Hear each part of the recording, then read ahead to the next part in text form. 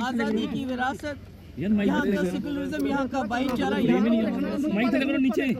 पिछले 7-8 साल से इस मुल्क की जो बुनियादें हैं उनको हिलाया जा रहा है, उनकी जड़ों को कमजोर किया जा रहा है। और ऐसे में राहुल गांधी चले हैं इस मुल्क को जोड़ने के लिए, जो इस मुल्क की विरासत है उसको मजबूत करने के लिए। हम उनको इसके लिए सलाम करते हैं और उनकी जुर्रत की इस वक्त निकल रहे हैं यहाँ के भाईचारे और उसी कुर्बानी को वो कायम और दायम रखने के लिए इस वक्त जो राहुल जी चले हैं। अटल बिहारी की समाधि पे भी गए मैम, वो आज अटल बिहारी वाजपेयी की समाधि पे भी गए आप। अच्छा है, ये अच्छी बात है, क्योंकि ये इस मुल्क की यही एक खूबसूरती होती थी कि जो भी आपके अपोनेंट्स हैं उनकी आप इज्जत करते थे, चाहे वो जिंदा हो चाहे इस दुनिया से चले गए हो।